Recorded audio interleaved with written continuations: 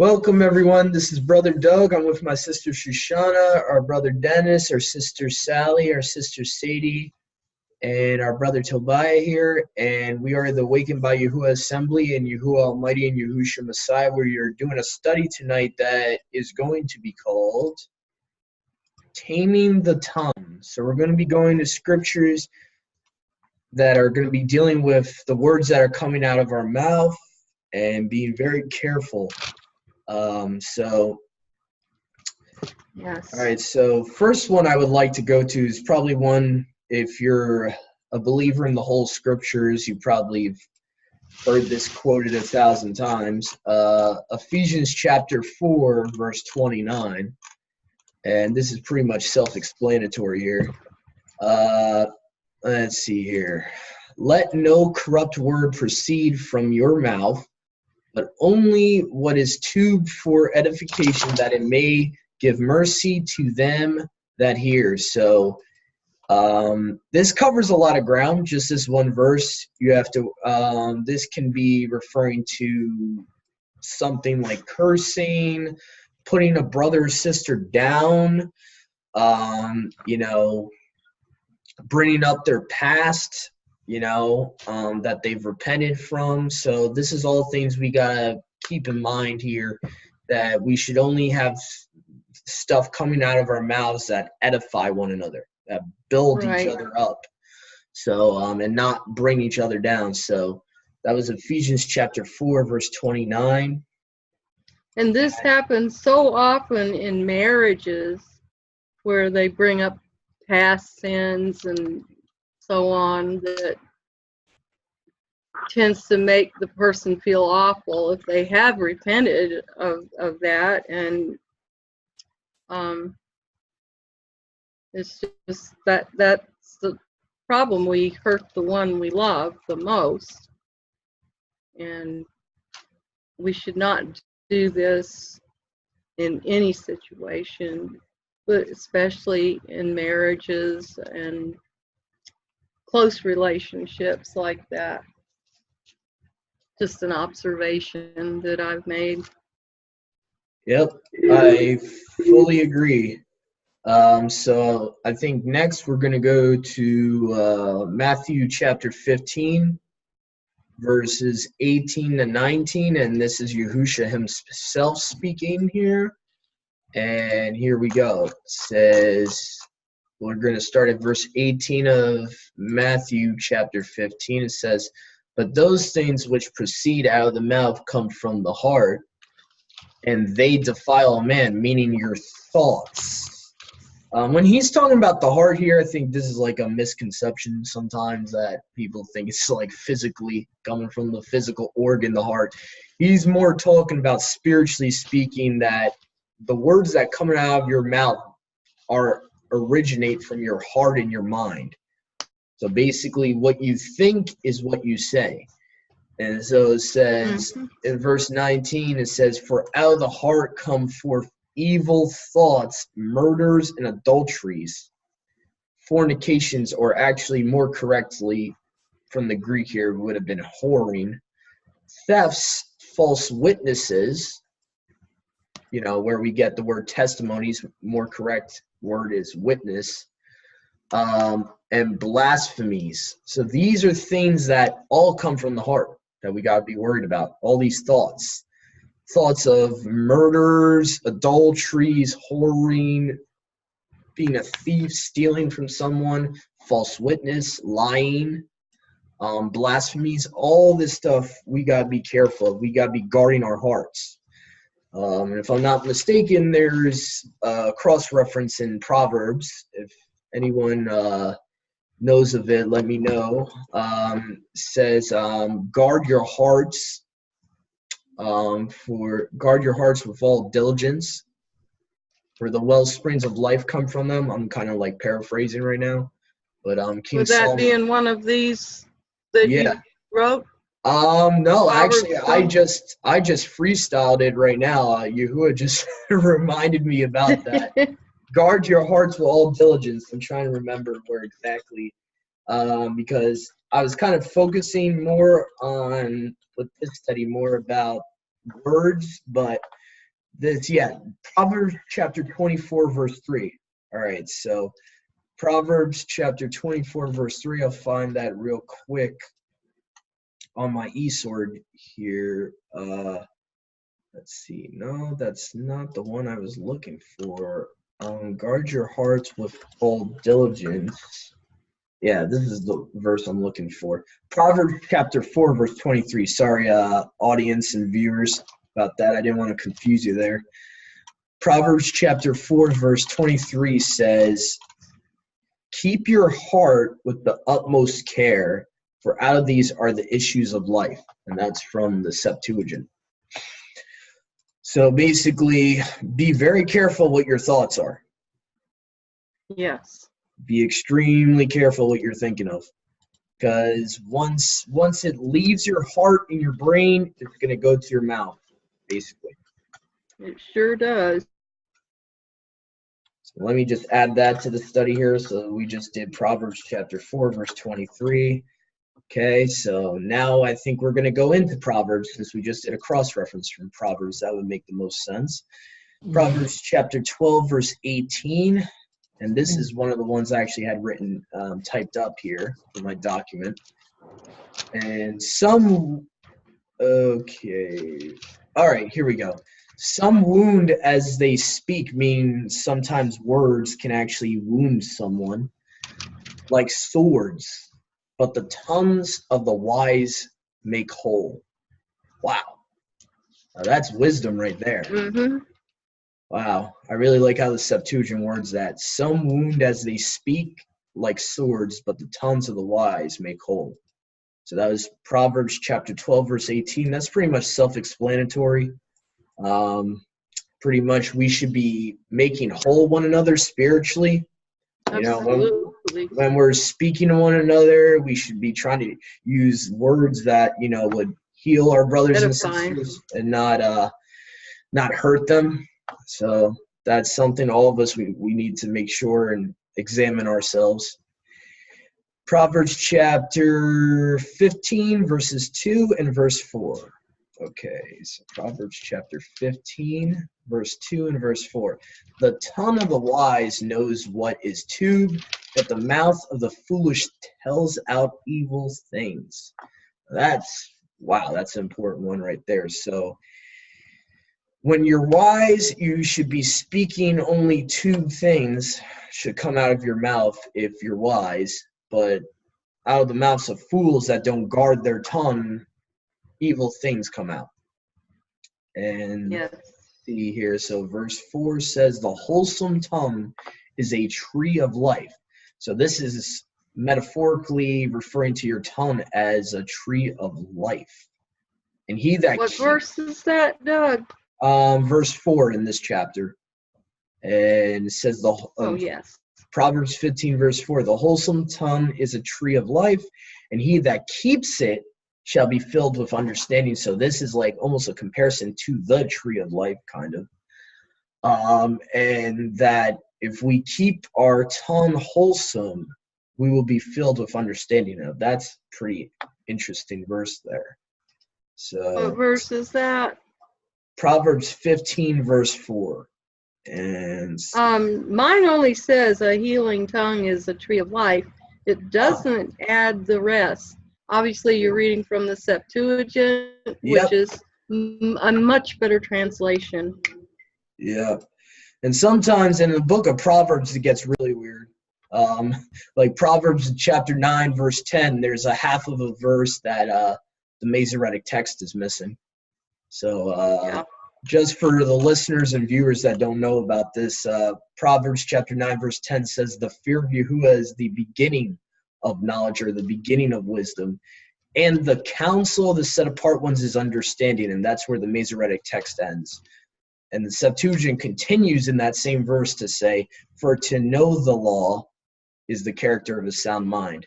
And that's where we get in 2 Timothy 1:7, you know, we have not been given a spirit of fear, but of a sound mind and self-control. To know the Torah is a sound mind. Is So what I've written in here.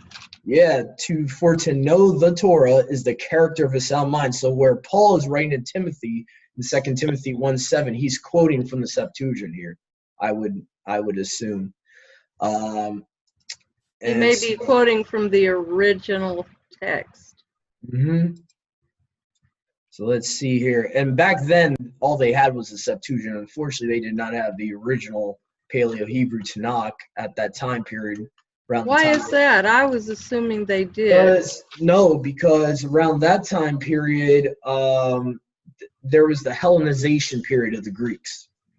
So realistically, they actually, if a Septuagint wasn't made, they actually probably wouldn't have had a Tanakh at all at that time period. In the Septuagint was created in 285 BC. So the Septuagint was created 285 years before Messiah even came to earth. Most of the brethren back in the first century did not know Greek. So they did. It would have had to have been translated into their Hebrew language. Well, no, they had to know Greek because they were controlled by the Greeks. The Greeks took Some over. of them did. Paul knew Greek, and someone said, you speak Greek? Like, that was unheard of among a Hebrew man. So I beg to differ on you.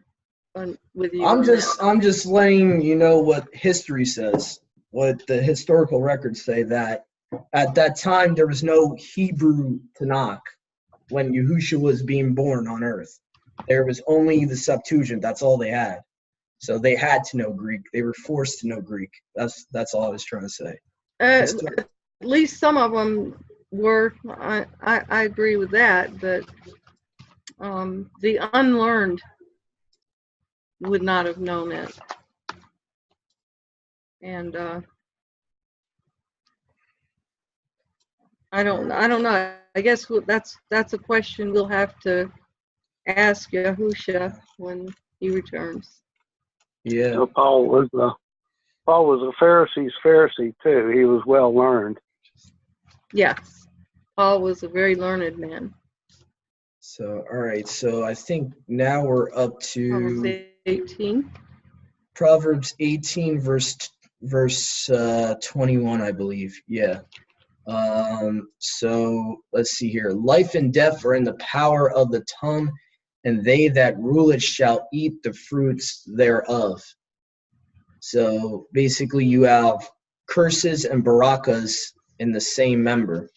And basically they that rule it, basically like how we're supposed to rule over sin, we're supposed to be able to rule over our tongue so that cursing is not coming out of our tongue. And it says, they that rule it shall eat the fruits thereof. So when we rule over it, we will, enjoy the fruits of it, the works of it. And let's see here. I think we got one more from the book of Proverbs here. We got Proverbs chapter 6, verse 17. The eye of the prideful, a tongue, unrighteous tongue, hands shedding the blood of the righteous. So basically, I think what King Solomon is trying to say here is that the eye of a prideful person has an unrighteous tongue and sheds the blood of the innocent. So basically, it's all connected. The eye of pride will cause you to have an unrighteous tongue, and it will also cause the person to shed innocent blood. So that's something to really be careful of too. That even the eyes are connected to the mind, and the mind's connected to the mouth. And it's also connected to your works, your actions.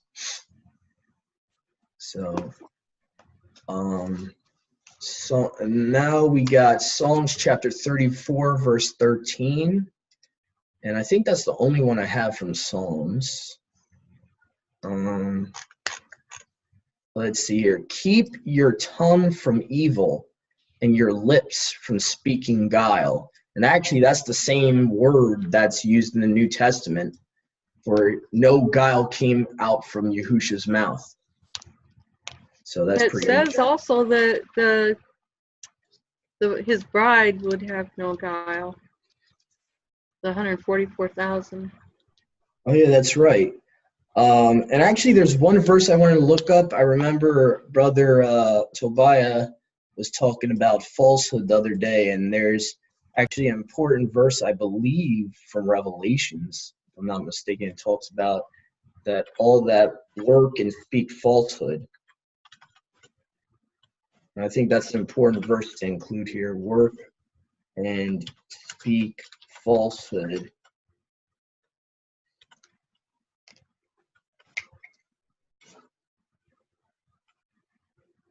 Okay, so let's see, Ephesians chapter 4, verse 25. Let's see here. There is, go to the lake of fire. I'm trying to find that exact one. Here we go. There we go. Revelation chapter 21, verse 8. And this is a huge one here. See,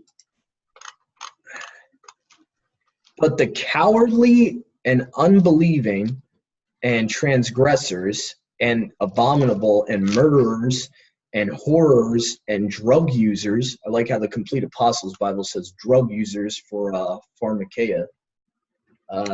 And idolaters and all who are false shall have part in the lake which burns with fire and brimstone, which is the second death. I believe other translations in this verse will say practice falsehood. Okay, it just says all the false. All right. So that was Revelation chapter 21, verse 8. And I believe there's one I found here from the book of Ephesians, Ephesians chapter 4. Verse 25, therefore having put off the false, speak truth, each one with his neighbor, for we are members of one another. So therefore having put off the false, speak truth, each one with his neighbor, for we are members of one another. So we should be speaking the truth always, put off the falsehood, meaning, basically false beliefs, false doctrine, lies, do not lie, and speak truth probably is referring to the Torah, according to Psalms 119. So that was Ephesians chapter 4, verse 25. And we got only a couple more to fit. I'm going to try to fit the rest here. We got a couple from the book of Jacob, a.k.a. the book of James here. And this is the meat of this study right here. Jacob, a.k.a. the book of James, chapter 3, verse 8, says, but no man is able to tame the tongue. It is unruly, evil, filled with deadly poison. With it we barak our Elohim and Father, and with it we curse men who have been made in the likeness of Yahuwah. Out of the same mouth proceed baraka and cursing. My brothers, this should not be so. So basically Jacob, which is actually the correct name of the person known as James who wrote this book, he's basically saying that even though it's extremely hard to tame the tongue, we should be taming our tongue, and we should not have barakas and curses come from the same member. And, basically comparing it that we're cursing each other who are made in the likeness of our Father in heaven. Why are we cursing each other when we've been made in his image? And but yet we barak Yahuwah, That's basically what he's referring to here. And so that was Jacob chapter 3, verses 8 to 10. Let me just see if there's any other cross references here from this chapter yet. Yaakov or Yaakov, or are you talking about James? Yaakov, yeah, that's his actual name. The Aramaic New Testament actually calls him that. In the book of James, it will actually say in chapter 1, verse 1, Yaakov, a servant of Yahuwah and of our master Yahushua the Messiah, to the 12 tribes which are scattered among the nations, peace. So in restored translations, most of them will fix his name. Most of them will put him to Yaakov or Yaakov. They fixed the mistake of James. So let me see here. That's why I write it down. When I'm doing studies, I always put Jacob. I never put James anymore when I'm typing this stuff up. Jacob chapter 1 verses 26. Oh no, my bad. James chapter 3 verse 5. We were about to be there. So let me go back to chapter 3 here, verse 5. In this way also the tongue is a small member and has dominion. Even a small fire kindles a great forest. So basically meaning we gotta be careful over the tongue, extremely careful, because it can kindle a forest, like it could set a forest on fire. So we gotta be extremely careful and try to rule our tongue. So let's see here, and I think now we got our last bit of cross references. We're gonna go to Jacob chapter 1, and let's see here. So Jacob chapter 1 verse 19 we'll start at. It says, "And you, my beloved brothers, every one of you should be quick to hear, slow to speak, and slow to anger." And this is something that I constantly struggle with, is quickness to anger, but I'm constantly trying to work on at the same time. It's something that I have not been fully able to master, and this is something that I really coming in. Yep. So basically, Jacob chapter 1 verse 19, slow to anger, slow to speak, and quick to hear. So the first thing. Let's see here. So now verse 26 in the same chapter says, "And if a man thinks he serves Yahuwah and does not hold his tongue, but deceives his heart, this person's service is worthless." So now we have basically what it's saying is that if we think we are a true worshiper of the Father in spirit and truth, according to John 4:24, if we cannot rule our tongue, if we cannot have dominion over our tongue, our worship is worthless. Our service to the Father is worthless if we cannot tame our tongue or hold our tongue, be able to control it. Yeah, I'm gonna open up. So anyway, I'm gonna leave some time here for my brothers and sisters to add any cross references I possibly could have missed. I believe everyone's unmuted here. So if anyone here wants to add anything that I probably missed, feel free. It sounded like Sadie was trying to add something, or maybe had a question. Sister Sadie, were you trying to add something, or were you getting a call from someone or something? Okay, I guess not. All right. I got one. Okay. Okay, so Proverbs 21:23. He who guards his mouth and tongue guards his life from distresses. Proverbs 21, verse 23. 21:23. That sounds like a good one that we ought to know. Read it again, Tobiah. Sure, sister. You all right? Whoever guards his mouth and tongue I thought you were guards his life from distresses. Yes. Attacking my scar tissue. I'm having one of those remember? Oh. I haven't had it for a couple of years. Whoever guards his mouth and tongue guards his life from distress. Good one. Proud, haughty scoffer is his name. He acts with arrogant pride. Could add that. That's 24. Thank you. That was a good one. Good addition to this study. Yeah, thank you, Brother Tobiah. I just added that to the document. And anyone that wants the document, I'll just try to contact me. I'll give you this little Word document I typed up. So anyone that's been watching our study on YouTube or anything, just reach out to us. I'm probably going to give my brothers and sisters a copy of this to print it if they want. So I think that pretty much concludes the study. So hopefully this is a very good subject, that especially with Passover almost upon us, we really need to be bridling our tongue and watching our thoughts, bring every thought into captivity to the obedience of Yahushua HaMashiach.